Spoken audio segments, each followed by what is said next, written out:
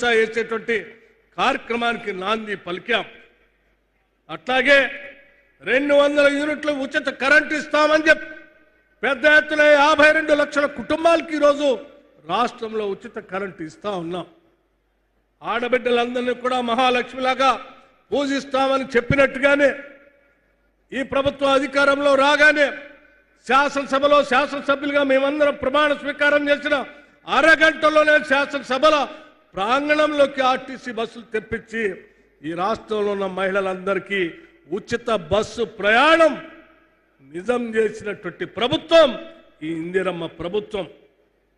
దాదాపు 300 కోట్ల సార్లు ఈ రాష్ట్రంలో ఉన్నటువంటి మహిళలు ఉచితంగా ఆర్టీసీ బస్సులో ప్రయాణం చేస్తే రాష్ట్ర ప్రభుత్వం మీ తరఫున 10,000 కోట్ల రూపాయల్ని ఆర్టీసీకి రాష్ట్ర ప్రభుత్వం ఈ రాష్ట్రంలో ఉన్న మహిళల తరఫున డబ్బులు కట్టిన సంగతి కూడా ఈ సందర్భంగా మీ అందరికీ మనవి చేస్తా ఉన్నాను. అంతేకాదు ఈరోజు రాష్ట్రంలో తీసుకునే ప్రతి కార్యక్రమం కూడా పెద్ద ఎత్తున అమలు చేస్తూ ఆ కార్యక్రమాన్ని ముందు తీసుకుని పోయే కార్యక్రమంలో భాగంగా నేను ఒక విషయం చాలా స్పష్టంగా చెప్పదలుచుకున్నాను. ఈ రాష్ట్ర ప్రభుత్వానికి మానవత్వం ఉంది.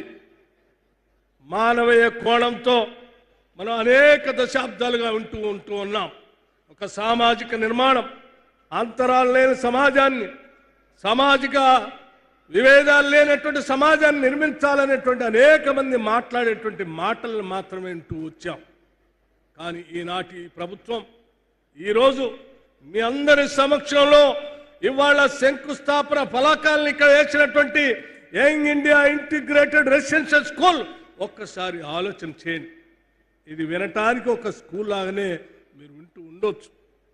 కానీ సామాజిక అంతరాలు లేనటువంటి ఒక సమాజాన్ని నిర్మించాలని విద్యాశాఖ చూస్తున్నటువంటి రాష్ట్ర ముఖ్యమంత్రి రేవంత్ రెడ్డి గారు ఒక ఆలోచన చేశారు.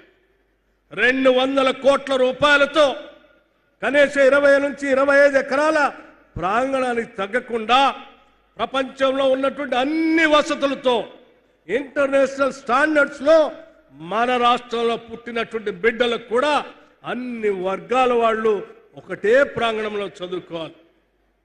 చిన్ననాటి నుంచే ఒక వసుదైకైన కుటుంబంగా సమాజంలో అంతరాలు లేని విధంగా ఎదగాలనే ఉన్నతమైనటువంటి ఆలోచనతో ఈ రాష్ట్రంలో దాదాపు 100 స్కూళ్ళని, ఈ రాష్ట్రంలో 100 రెసిడెన్షియల్ స్కూల్ని, యంగ్ ఇండియా ఇంటిగ్రేటెడ్ రెసిడెన్షియల్ స్కూల్స్ని శాంక్షన్ చేసినటువంటి ఘనమైన చరిత్ర ఈ రాష్ట్ర ప్రభుత్వానికి. బహుశా ఈ దేశంలో ఏ రాష్ట్రంలో కూడా ఇటువంటి విధానం లేదు. ఈరోజు కూడా 3 schools young India integrated residential schools ఇక్కడ శంకుస్థాపన చేశాం. ఇటువంటి స్కూల్స్లో చదువుకున్నటువంటి బిడ్డలు అక్కడ అంతరాలు లేనటువంటి సమాజాన్ని చూస్తారు.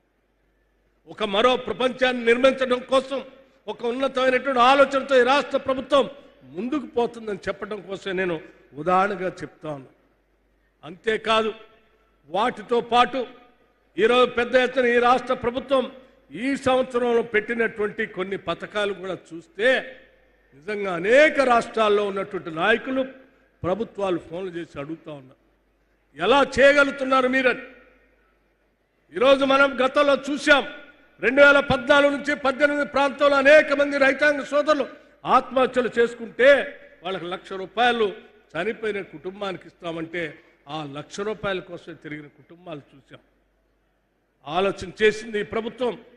ముఖ్యమంత్రి గారు ఒక ఆలోచన చేసి, అన్న మనం ఈ రాష్ట్రంలో పుట్టడం మన వాళ్ళ అదృష్టంగా భావించాలి, ఈ రాష్ట్రంలో పెరగటం మన కుటుంబాల అదృష్టంగా భావించాలి, ఈ రాష్ట్రంలో పుట్టిన ప్రతి కుటుంబం కూడా నేను నిర్భయంగా ఈ రాష్ట్రంలో బతకగలుగుతున్నాను, ఒక భరోసాతో కూడినటువంటి ఒక ధైర్యాన్ని ప్రతి కుటుంబానికి ఇచ్చేటట్టుగా మనం ఒక పథకాన్ని తీసుకొని రావాలని చెప్పి ఈరోజు ఇందిరమ్మ ఆత్మీయ భరోసాని దురదృష్టవశాత్తు ఒక కుటుంబంలో ఏదైనా ఆ కుటుంబ యజమానికి ఏదైనా జరిగితే ఆ కుటుంబం తలకిందులు కాకుండా ఉండటం కోసం ప్రతి కుటుంబం రాష్ట్రంలో ఉన్న అన్ని కుటుంబాలకి 5 లక్షల రూపాయలతో ఇందిరమ్మ బీమా పథకాన్ని ప్రవేశపెట్టిన ఏకైక ప్రభుత్వం ఈ దేశంలో ఏదైనా ఉందంటే అది మన ప్రభుత్వం.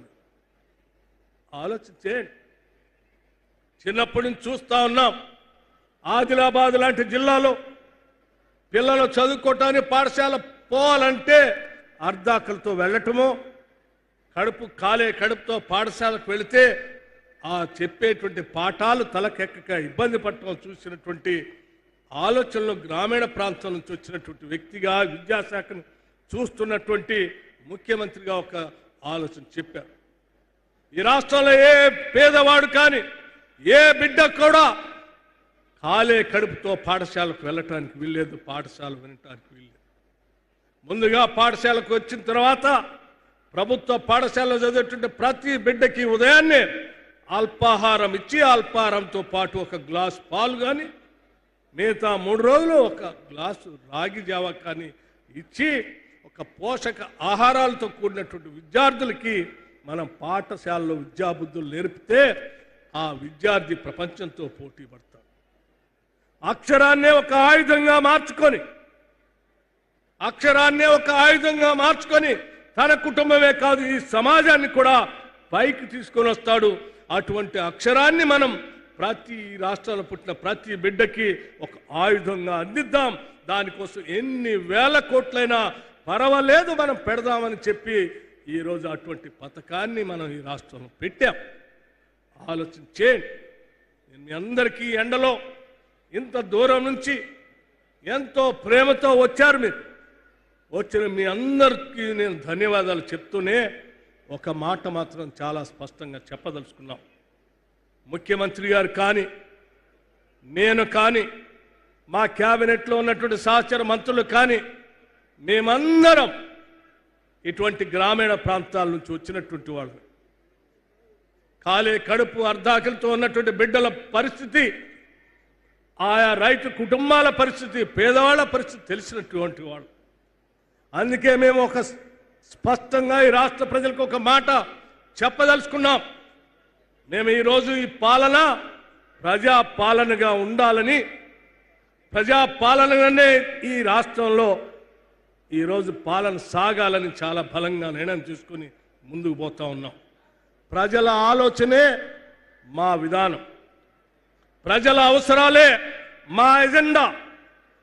ప్రజల యొక్క అవసరాలు తీరుస్తూ ఈ రాష్ట్రాన్ని ఈ దేశంలో ఉన్నటువంటి రాష్ట్రాలతో కాదు, ప్రపంచంలో ఉన్నటువంటి అనేక దేశాలతో, అభివృద్ధి చెందిన దేశాలతో పోటీ పడే స్థాయిలో ఈ రాష్ట్రాన్ని ముందుకు తీసుకొని పోవాలనేటువంటి ఆలోచనే తప్ప మాకెవ్వరికీ వ్యక్తిగతమైనటువంటి అజెండాలు లేవు. మాకున్నదల్లా ఒకటే అజెండా, ఈ రాష్ట్రం బాగుపడాలి. ఈ రాష్ట్రంలో ఉన్నటువంటి పేదవాళ్ళు, మధ్యతరగతి కుటుంబాలు, రైతులు, మహిళలు పెద్ద ఎత్తున అభివృద్ధి చెందాలి. అంతిమంగా కోరి కొట్లాడి తెచ్చుకున్నటువంటి తెలంగాణ రాష్ట్రం ప్రజల చేత పాలించబడాలి తప్ప ఫ్యూడల్స్ చేత కాదు. కాబట్టి ఈ పాలనంతా కూడా ప్రజల చేతనే పాలింపబడేటట్టుగా చేయాలనేటువంటి ఆలోచనతోనే ఈరోజు పెద్ద ఎత్తున కార్యక్రమాలు తీసుకొని ముందుకు పోతా ఉన్నాం. ఈ ప్రజల చేత, ప్రజల కొరకు, ప్రజల యొక్క ప్రభుత్వాన్ని ప్రజల